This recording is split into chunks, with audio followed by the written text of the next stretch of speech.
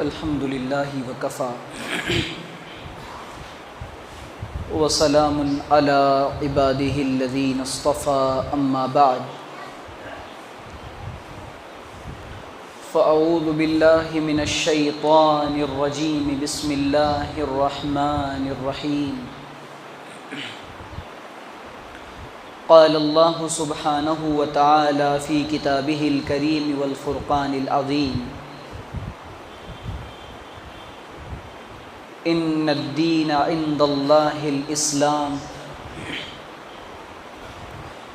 وقال تعالی فی موضع آخر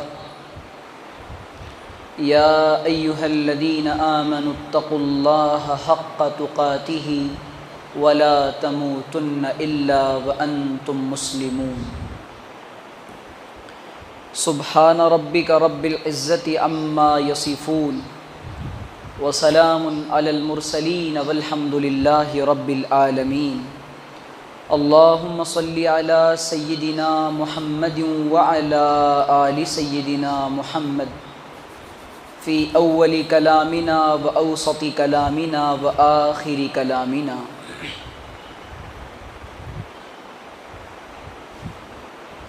میرے عزیز دوستوں اور بزرگوں، آپ کی اس مسجد میں اس عاجز کی دوسری دفعہ حاضری ہوئی ہے۔ 7-8 مہینے پہلے بھی بندہ یہاں آیا تھا، آپ کی محبتوں نے دوبارہ مجھے آنے پر مجبور کر دیا۔ اللہ تعالیٰ سے دعا ہے کہ اللہ تعالیٰ مجھے صحیح طرح سے بات کہنے کی، سمجھنے کی، ہم سب کو عمل کرتے ہوئے دوسروں تک پہنچانے کی توفیق عطا فرمائے۔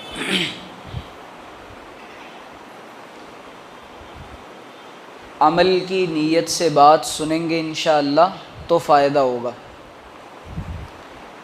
اگر بولنے والا عمل کی نیت سے نہ بولے تو اس کا بولا ہوا ہر لفظ اور ہر جملہ اس کے لیے وبال ہے، اور سننے والے اگر عمل کی نیت سے نہ سنیں تو ان کا سننا کسی فائدے کا، کوئی فائدے کا نہیں، بے مقصد ہے۔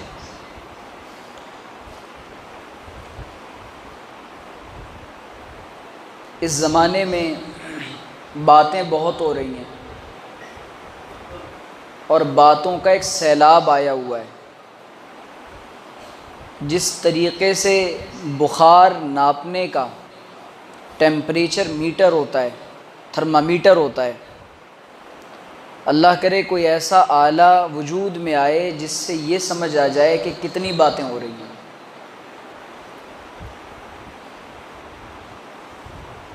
کامیابی تو کام سے ہوگی نہ کہ حسن کلام سے ہوگی۔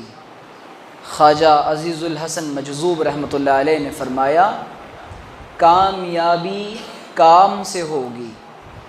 کامیابی کا جو معیار اللہ تعالیٰ نے رکھا ہے وہ عمل پر رکھا ہے،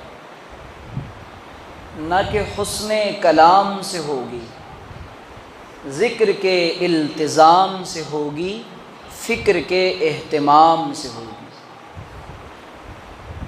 بندہ جب تک عمل نہیں کرے گا کوئی فائدہ حاصل نہیں ہوگا۔ اسی لیے عمل کی نیت سے سنیں، اس کے بعد عمل کریں۔ سینکڑوں بیانات ہوئے اور ہوتے رہتے ہیں، ہوں گے۔ لوگ کہتے ہیں، بیانات کی تعریف کرتے ہیں علماء کی، حضرت ماشاء اللہ کیا بیان فرمایا، مزہ آ گیا، دل خوش ہو گیا، واہ واہ۔ یہ فضول کی باتیں ہیں۔ ان باتوں کی علماء کو، ان تعریفوں کی کوئی ضرورت نہیں ہے۔ ضرورت یہ ہے کہ عوام آ کر یہ کہے کہ حضرت آپ نے پچھلے جمعہ جو بیان کیا تھا، ہم نے اس ہفتے اس پر عمل کرنے کی پوری کوشش کی۔ ایسا نہیں ہوتا۔ تو اس امت کا جو بیڑا غرق ہوا ہے وہ اس کی بدعملی کی وجہ سے اور بے عملی کی وجہ سے ہوا ہے۔ اور اللہ تعالیٰ نے کامیابی کا معیار عمل پر اور عمل صالح پر رکھا ہے۔ لوگ کہتے ہیں کہ نصیحت کریں، نصیحت کرنے والا نصیحت کر دیتا ہے، اور نصیحت کرنا بھی چاہیے۔ صحابہ بھی حضور سے کہتے تھے کہ نصیحت کیجیے۔ نصیحت کرنے والے پر یہ بات لازم ہے کہ جب کوئی کہے کہ نصیحت کرو تو نصیحت کر دے۔ خیر کی بات بتانے میں انسان کو بخیل اور کنجوس نہیں ہونا چاہیے، لیکن سننے والے پر اس سے زیادہ یہ بات واجب اور لازم ہے کہ اس نصیحت پر عمل کرے۔ نصیحت کو حسن عمل درکار ہے ناصح، نصیحت کو حسن عمل درکار ہے ناصح، یہ بہتر ہے کہ لفظوں کی بجائے زندگی بولے۔ انسان کا کیریکٹر بتائے کہ عمل کر رہا ہے۔ ہم بے عملی کا شکار ہیں، بدعملی کا شکار ہیں، تو اللہ تعالیٰ سے اسی لیے اللہ کے رسول صلی اللہ علیہ وسلم نے اس سے پناہ مانگی ہے۔ اللہم انی اعوذ بک من العجز والکسل، اے اللہ میں سستی سے اور عاجزی سے اور بے بسی سے تیری پناہ چاہتا ہوں، کہ سستی آتی ہے تو انسان پھر عمل نہیں کرتا، فجر میں سستی کرے گا، نمازوں میں سستی کرے گا، اعمال میں سستی کرے گا۔ سستی کا علاج صرف اور صرف ایک ہے، چستی۔ جب بھی انسان کو یہ خیال آئے کہ یہ عمل ابھی نہیں بعد میں کر لوں گا، فوراً نفس کا مقابلہ کر کے انسان اس کے خلاف کام کرے، اس کام کو ابھی کرنا ہے۔ تو یہ تو ہو گئی تمہیدی بات۔ اب آتا ہوں اپنی بات کی طرف۔ تو مجھے امید ہے ماشاءاللہ آپ سب سمجھدار لوگ بیٹھے ہوئے ہیں، انشاءاللہ عمل ضرور کریں گے۔ اسلام ایک کمپلیٹ مذہب ہے اور کمپلیٹ لائف سٹائل ہے، مکمل ضابطۂ حیات اور مکمل نظام زندگی ہے۔ ہم نے اسلام کو صرف اور صرف عبادات تک محدود کیا ہے۔ ہمارا اسلام مسلمان نظر آنے کی حد تک ہوتا ہے، ہماری عورتیں برقع پہن لیں، ہمارے مرد ٹوپی اور داڑھی رکھ لیں، کرتے پجامے میں آ جائیں، یہی اسلام ہے، یا نمازوں کی پابندی کر لیں۔ اسلام ایک مکمل نظام زندگی کا نام ہے، ایک مکمل ضابطے کا نام ہے۔ اس کی جو بنیاد ہے اور اس کی جو عمارت ہے، اس کی جو بلڈنگ ہے، ایمان لانے کے بعد، ایمانیات کو پختہ کرنے کے بعد اور عقیدے کو سیکھنے کے بعد، اللہ رسول پر ایمان لانے کے بعد، اور جو دین کی ضروری باتیں ہیں ان کو سیکھنے، سمجھنے، عمل کرنے کے بعد بندے پر چند چیزیں ضروری ہو جاتی ہیں۔ جب ایمان لے آیا اور ایمان کے تقاضوں پر عمل کرنے لگا، مکمل اور کامل ایمان والا بندہ اس وقت تک نہیں ہو سکتا جب تک ایمان کے تمام شعبوں پر عمل کرنا نہ شروع کر دے اور اسلام کے تمام ارکان پر عمل شروع نہ کر دے۔ ایمانیات کے بعد عبادات کا مرتبہ ہے اور درجہ ہے، عبادات کے ساتھ ساتھ معاملات بھی ہیں، معاشرت بھی ہے اور اخلاقیات بھی ہیں۔ ایمان والے بندے یہ سمجھتے ہیں ہم لوگ، اور اس وقت تک بندہ کامل ایمان والا نہیں ہو سکتا جب تک دین کے یہ ان تمام شعبوں پر اور ان تمام باتوں پر عمل کرنا نہ شروع کر دے اور 100% عمل کرنے والا نہ بن جائے۔ قرآن کریم کی جو یہ آیت ہے نا، یا ایھا الذین آمنوا ادخلوا فی السلم کافہ، اے ایمان والو پورے تم کو اسلام میں داخل ہونا پڑے گا۔ ایمان دل کی کیفیت کا نام ہے۔ اللہ تعالیٰ نے پہلے ایمان والوں سے مطالبہ کیا اسلام کے اندر داخل ہونے کا۔ کیا مطلب؟ اب اپنی منمانی نہیں چلے گی، اپنی منچاہی نہیں چلے گی، اب اپنے نفس کے تقاضوں پر عمل نہیں چلے گا، اب آپ کو مکمل 100% پریکٹیکل مسلم بننا پڑے گا۔ اقوام عالم، برادران وطن، ان کو مسلمانوں سے جو سب سے زیادہ تکلیف ہے وہ یہ کہ مسلمان یہ پریکٹیکل مسلم نہیں ہے۔ ان کی زبانوں پر ایمان چڑھا ہوا ہے، ان کے لباس سے اسلام نظر آتا ہے، لیکن ان کے کریکٹر سے، ہمارے اخلاق سے، ہماری زبانوں سے، ہمارے طرز معاشرت سے، ہماری اخلاقیات سے، ہمارے رہن سہن سے، ہماری گھریلو زندگی سے، ہمارے لین دین سے اسلام کا دور دور تک کوئی تعلق نہیں ہے۔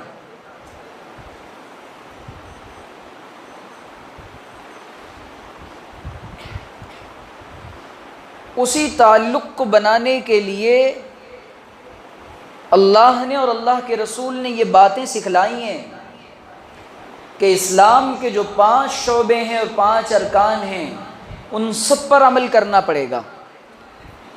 دین کو نمازوں تک، روزے تک، زکوٰۃ تک اور عبادات کی حد تک محدود کر کے اس امت نے عبادات کا دین سیکھا اور سیکھنے کی کوشش کی۔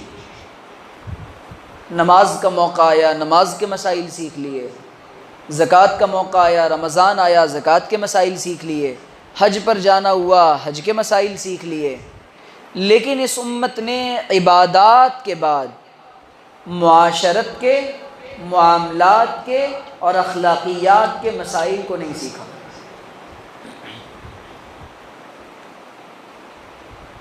اور سب سے زیادہ جو غلطی ہو رہی ہے اور جو بنیادی کمی ہمارے یہاں ہے، بھئی عبادات تو ہم مسجدوں میں کرتے ہیں، جی نماز مسجد میں پڑھتے ہیں، روزہ اپنے گھر میں رکھتے ہیں، اس کا تعلق ہماری اپنی ذات سے ہوتا ہے، زکوٰۃ ہم کسی مسلمان کو دیتے ہیں، حج ہم بیت اللہ کی طرف کرنے جاتے ہیں، ان سے اقوام عالم کا کیا لینا دینا، برادران وطن کا کیا لینا دینا؟ یہ جو 3 چیزیں ہیں، خاص طور پہ جہاں پر جس ملک میں میجورٹی میں مسلم رہتے ہیں اور اکثریت میں تکثیری سماج کے، جس سماج کے ہم حصہ ہیں، ایسی سوسائٹی کے اندر اور ایسے سماج کے اندر یہ جو 3 چیزیں ہیں، معاملات، اخلاقیات اور معاشرت، یہ اس کا تعلق تو پوری کی پوری انسانیت کے ساتھ ہے نا۔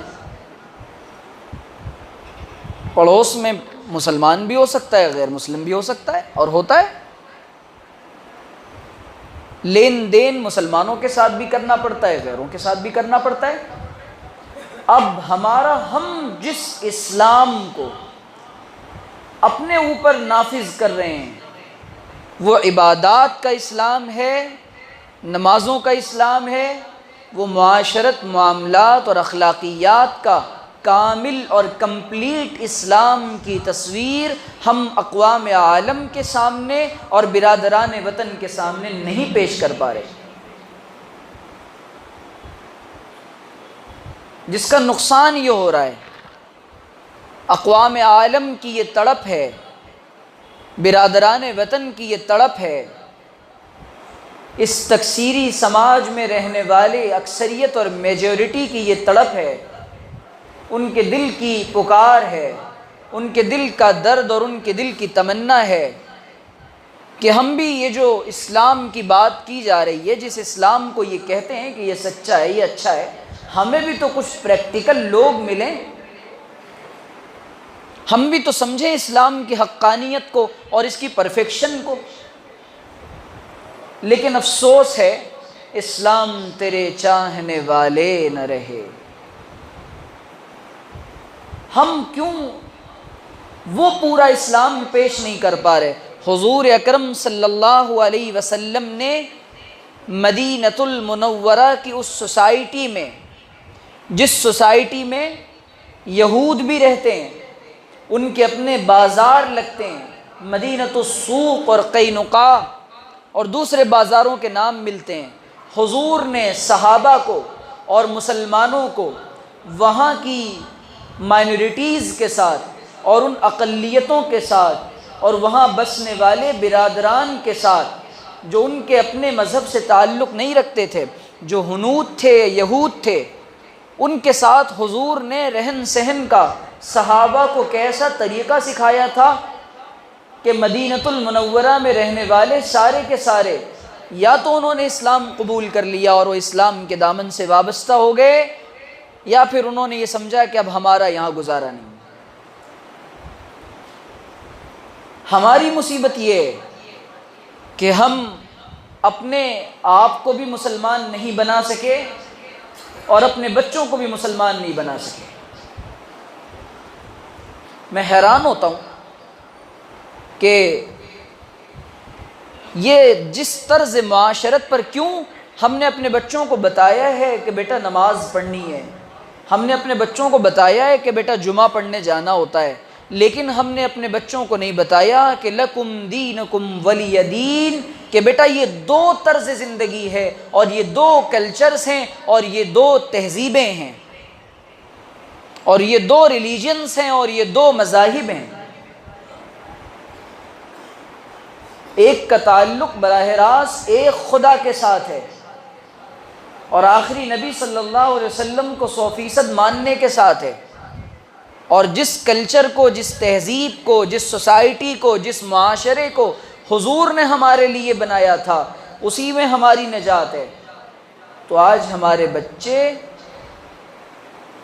دوسروں کے تہواروں پر خوشیاں نہیں منا رہے ہوتے۔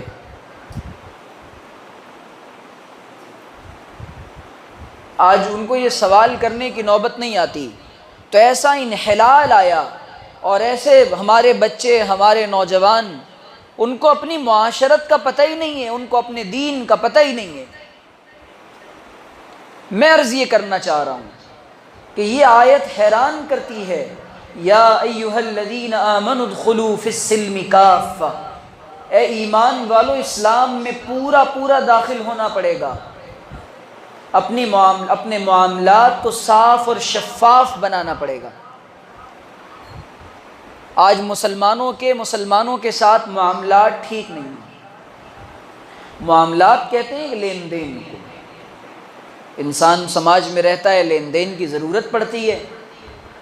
حضور نے فرمایا کہ حضرت جبریل مجھے اپنے پڑوسیوں کے تعلق سے اتنی نصیحتیں کرتے رہے اور اتنی وصیتیں فرماتے رہے، مجھے یہ اندیشہ ہونے لگا کہ کہیں وہ پڑوسیوں کو میراث کا حقدار نہ ٹھہرا دیں۔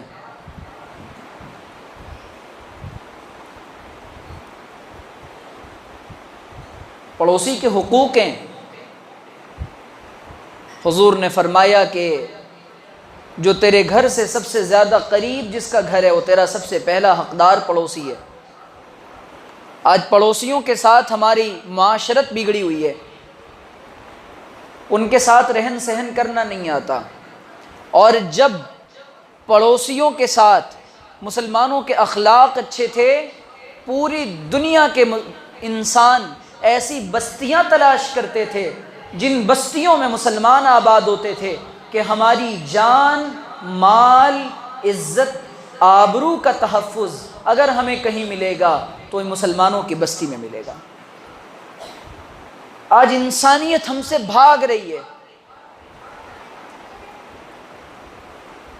پوری کی پوری انسانی برادری ہم سے بھاگ رہی ہے، ان کے دل ہم سے پھٹے پڑے ہیں۔ سیدنا عبداللہ ابن مبارک رحمۃ اللہ علیہ کا پڑوسی تھا، یا غالباً کسی اور ولی کا پڑوسی تھا، اس نے اپنے گھر کی قیمت 2000 لگائی، 2000 دینار یا درہم۔ تو پوچھنے والوں نے کہا کہ آپ ٹھیک ٹھاک تو ہیں، اس علاقے میں جتنے مکانات ہیں ان کی ویلیو 1000 کی ہے، آپ 2000 میں بیچ رہے ہیں۔ اس یہودی نے کہا کہ اگر مجھے ضرورت نہ ہوتی تو میں یہ مکان کبھی نہ بیچتا، اور جو اس کی قیمت میں لے رہا ہوں وہ کم لے رہا ہوں، 1000 میرے گھر کی قیمت ہے اور 1000 ابن مبارک کے پڑوس کی قیمت ہے۔ جب پڑوس کے لوگ ایسے ہوا کرتے تھے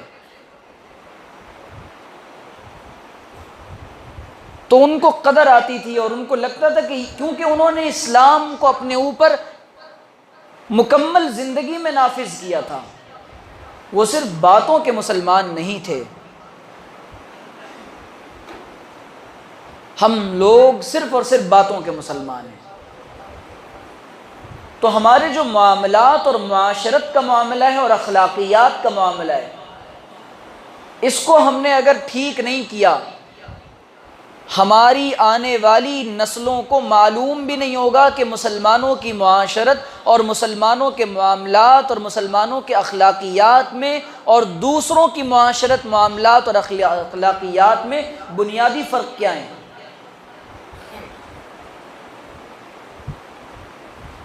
مسلمان جب کسی سے لین دین کرتا ہے، اللہ کے رسول صلی اللہ علیہ وسلم نے اپنی اس پیاری سی امت کو کسی چیز میں تنہا نہیں چھوڑا ہے، یتیم اور لاوارث نہیں چھوڑا نبی اکرم صلی اللہ علیہ وسلم نے۔ اللہ کے رسول علیہ الصلاۃ والسلام نے زندگی کے ہر شعبے میں اور زندگی کی ہر فیلڈ میں اس پوری کی پوری انسانیت کی اور مسلمانوں کی رہنمائی فرمائی ہے۔ اتنی رہنمائی فرمائی اللہ کے رسول علیہ الصلاۃ والسلام نے کہ صحابی کھانا کھا رہے ہیں یا کوئی اور عمل کر رہے ہیں تو دوسرا کہتا ہے کہ تم یہ کیا کر رہے ہو، تم کھانے پینے میں بھی اس طرح کرتے ہو، تو ان صحابی نے فخریہ انداز میں کہا کہ ہمیں تو اللہ کے رسول صلی اللہ علیہ وسلم نے ایسا نبی عطا کیا ہے، اللہ نے ہمیں ایسا نبی عطا کیا ہے جناب نبی اکرم صلی اللہ علیہ وسلم، جس نے ہمیں پیشاب اور پاخانے تک کا طریقہ بتایا ہے۔ کروڑوں سلام ہو محمد عربی پر کہ اللہ کے رسول نے پاک رہنے کا طریقہ سکھلایا۔ دنیا کی اقوام کے پاس پاک رہنے کا اور اپنے آپ کو پاک رکھنے کا کوئی طریقہ نہیں ہے۔ وضو کا جو طریقہ اللہ کے رسول علیہ الصلاۃ والسلام نے اور قرآن نے ہمیں سکھلایا ہے، عجیب طریقہ سکھلایا ہے۔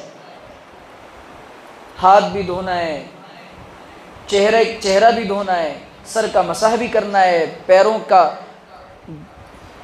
ٹخنوں تک مسح بھی کرنا ہے، دھونا بھی ہے پیروں کو ٹخنوں تک، اور سنت وضو میں کلائیوں کوہنیوں تک ہاتھوں کو دھونا ہے۔ اور اس کے دنیاوی فائدے بھی ہوتے ہیں، دینی فائدے بھی ہوتے ہیں۔ یہودیوں کا وضو صرف اتنا سا ہوتا ہے کہ ایک ہاتھ میں پانی کا برتن لے کر بائیں ہاتھ کو دھو لیا جائے 1 یا 3 مرتبہ، اور بائیں ہاتھ میں پانی کا برتن لے کر 1 یا 3 مرتبہ دائیں ہاتھ کو دھو لیا جائے، بس ان کا وضو ہو گیا۔ وہ اپنے آپ کو پاک سمجھتے ہیں۔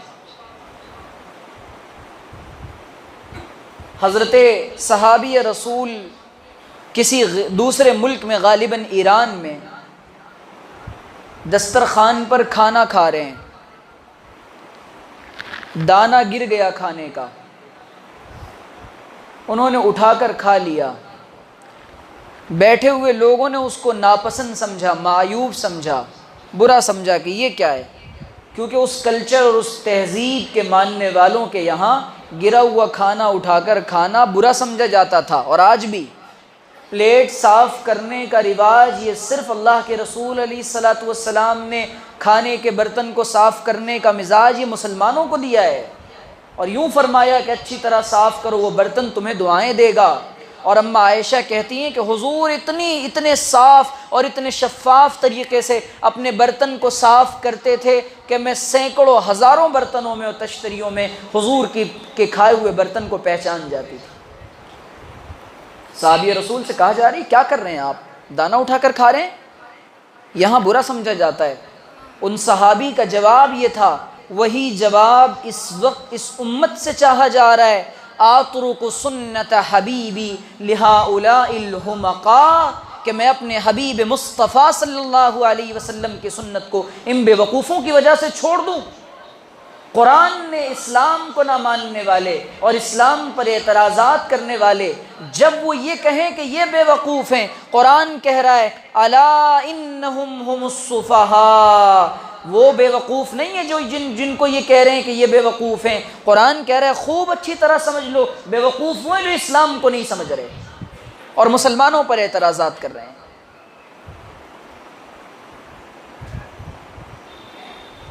تو ہم کس دھوکے میں پڑے ہوئے ہیں جس اسلام نے ہر چیز کی رہنمائی کی ہے اور گائیڈ لائنز دی ہیں۔ میں کل ایک کرسچین پادری کا ایک ویڈیو دیکھ رہا تھا رات میں، ٹونی ولیم نام ہے اس کا۔ اس نے عیسائی قوم کو، مسیحی برادری کو اور پوری کی پوری کرسچینٹی کو خطاب کر کے یہ کہا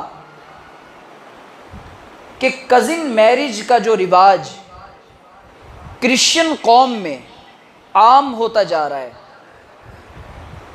کہ ماموں کے بیٹے کے ساتھ، خالہ کی بیٹی کے ساتھ، پھوپھی کی بیٹی، چچا کی بیٹی، تایا کی بیٹی، ان کے ساتھ بیٹی بیٹوں کے ساتھ آپس میں جو کزن میرج ہیں، ان کا جو نکاح ہو رہا ہے یہ غلط ہو رہا ہے۔ اس نے کہا ہماری کتابوں کے مطابق اور جو ان کی مذہبی کتاب ہے جس کو بائبل کہتے ہیں وہ، اور ہمارے یہاں اس کو عہد نامہ قدیم اور عہد نامہ جدید کہتے ہیں، New Testament and Old Testament. اس میں یہ لکھا ہوا ہے کہ یہ کزن میرج ہمارے یہاں ناپسندیدہ ہے اور بری بات ہے، کزن میرج نہیں ہونا چاہیے۔ اور اس نے لاجک یہ بتایا، حکمت یہ بتائی کہ جب کزن میرج ہوتی ہے ماموں کے، چچا کے، پھوپھی اور پھوپھوں کے بچوں کے ساتھ آپس میں، تو ان کے اندر جینیٹک ڈس آرڈرز ہوتے ہیں، یعنی بچوں کے اندر اعضاء کے اور باڈی کے پارٹس کے بننے کی جو صلاحیت ہوتی ہے وہ کم ہو جاتی ہے، اسی لیے بچے لولے اور لنگڑے پیدا ہوتے ہیں۔ کتنی عجیب بات ہے۔ جب انسان اور اللہ تعالیٰ نے قرآن کریم میں نکاح کی جہاں ترغیب دی ہے، وہاں نکاح کے معاملے میں اللہ تعالیٰ نے ماموں، چچا، خالہ، پھوپھی، ان کے بچوں بچیوں کے ساتھ اللہ تعالیٰ نے شروع یہیں سے کیا، تمہارے لیے یہ حلال ہیں، یہ حلال ہیں، ان کی بیٹی حلال ہے، ان کی بیٹی حلال ہے، ان کے بچے حلال ہیں۔ قرآن ترغیب دے رہا ہے۔ اسی لیے حضرت اقدس مفتی رشید احمد لدھیانوی رحمۃ اللہ علیہ کہا کرتے تھے کہ اللہ تعالیٰ نے تو یہ رشتے بنائے ہی شادی کے لیے ہیں، تو جن کی عقلوں پر پٹی پڑی ہوئی ہے وہ اپنی قوم کو یہ کہہ رہا ہے ایک دنیاوی لاجک بتا کر کہ چونکہ بچے لولے لنگڑے پیدا ہوتے ہیں اسی لیے یہ غلط بات ہے، ایسا نہیں ہوتا۔ اور اسلام کیا کہتا ہے؟ اسلام کہتا ہے کہ تمہارے لیے یہ سب کے سب حلال ہیں۔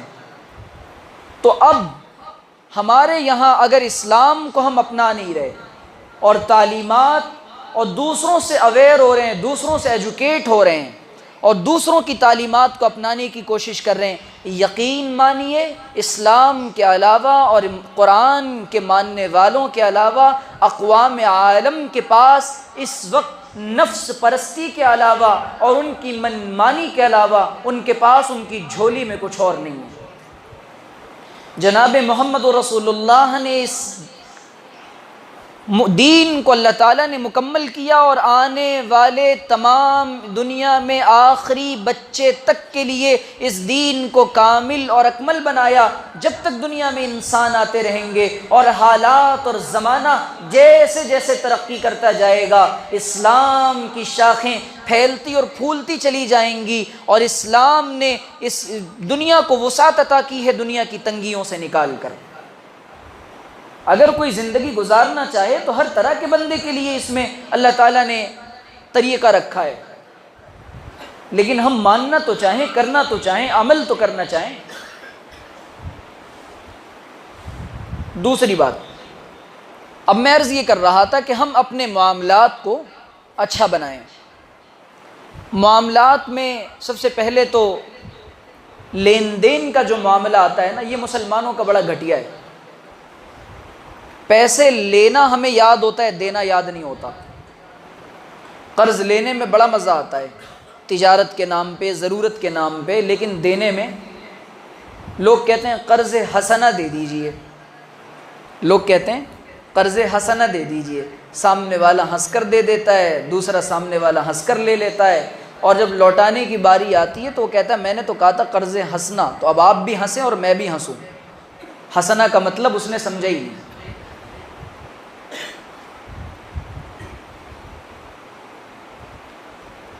حضور صلی اللہ علیہ وسلم نے اپنی زندگی میں ضرورت پر قرض مانگا ہے، قرض لیا ہے، صحابہ سے بھی لیا، دوسروں سے بھی لیا، لیکن اس کے طریقے اور اصول اور آداب بتلا دیے ہیں۔ ہمارے یہاں اس زمانے میں اور صحابہ کے زمانے میں، اس زمانے میں جو سودی نظام اور انٹرنیشنل لیول پر جو انٹرسٹ کا سسٹم عام ہوا ہے، اور یہ جو بیماری اور یہ وبال جو مسلمانوں نے اپنے سروں پر چڑھایا ہے، اس کی وجہ یہ کہ مسلمانوں نے مسلمانوں کو قرض دینا بند کر دیا۔ جب مسلمان مدد کی نیت سے ایک دوسرے کو قرض دیتے تھے، سود کا خاتمہ ہوتا تھا۔ اگر غیر سودی نظام کو دنیا کے اندر برپا کرنا ہے تو مسلمانوں کو یہ ظرف بنانا پڑے گا کہ وہ قرض ضرورت مند کو قرض دیں، لیکن مسلمان اس لیے نہیں دیتا کیونکہ ملنے کا چانس اور امید نہیں ہوتی۔ صحابہ کے زمانے میں جو سودی نظام کا خاتمہ ہوا تھا وہ ایسے ہوا تھا کہ ضرورت پر سامنے والا قرض لے گا، لیکن اپنی کوئی قیمتی چیز اس کے پاس رہن رکھے گا۔ مثال کے طور پہ مجھے قرض چاہیے، میرا یہ قلم بڑا قیمتی ہے، میں آپ سے آؤں مجھے 1000 روپے دے دیجئے، آپ کہیں جی حضرت لیجئے، لیکن آپ کو اپنی کوئی قیمتی چیز میرے پاس رہن رکھنی ہوگی تو پھر میں آپ کو دوں گا۔ اسلام نے کہیں پر بھی کسی کا نقصان پسند نہیں کیا ہے۔ اگر کوئی ایسے ہی دے دے تو بہت اچھا۔ صحابہ قرض لینے جاتے تھے، کہتے یہ میری تلوار ہے آپ اس کو رکھیں، یہ میری زرہ ہے آپ اس کو رکھیں اور مجھے اتنے قرض دے دیں۔ اس زمانے میں اسی لیے تو سود کا خاتمہ کیسے ہوگا؟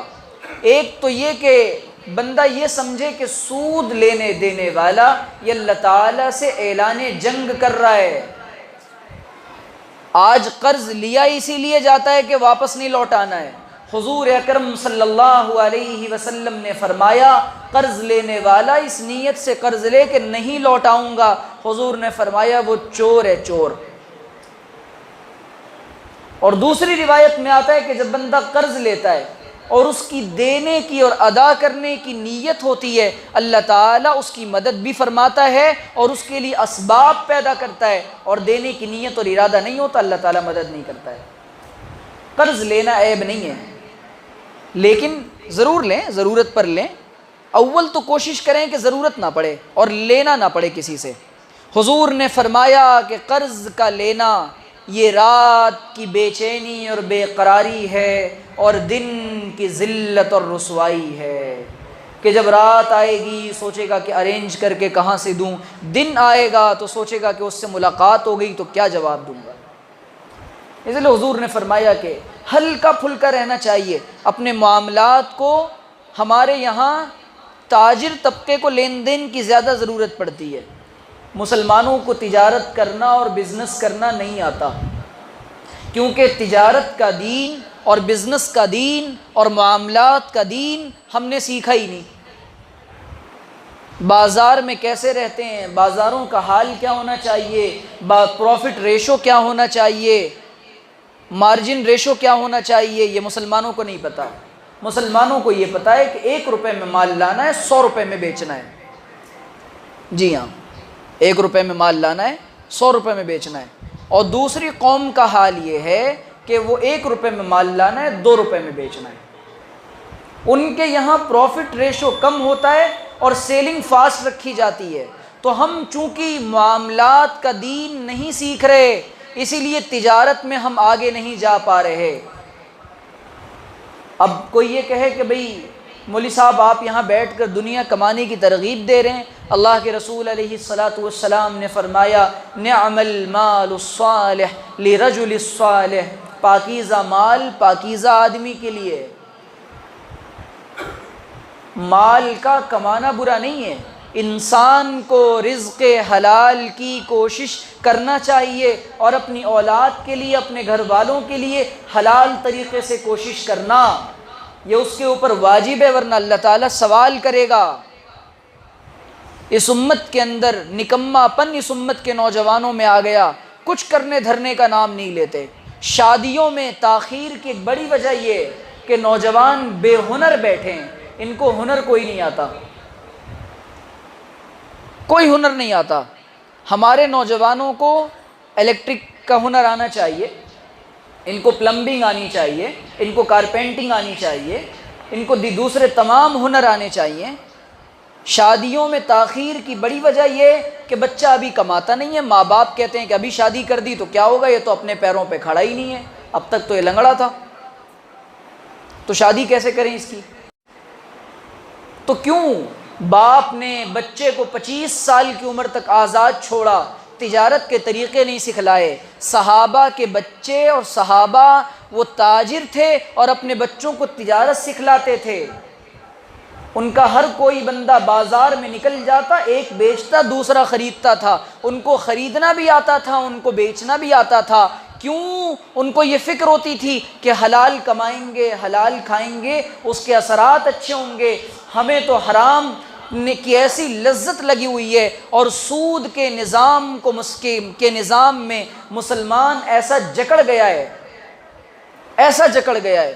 ہم یہ سمجھتے ہیں کہ سود دیں گے تو پیسہ بڑھے گا، سود کے دینے لینے والے کا پیسہ بظاہر نظر آ رہا ہوتا ہے یہ بڑھتا ہے، لیکن سب سے پہلے جو منحوسیت آتی ہے وہ دل کا چین اجڑ جاتا ہے، دل کا سکون اجڑ جاتا ہے، اور اللہ تعالیٰ سے اعلان جنگ کر کے نہ کوئی کبھی خوش رہ سکتا ہے،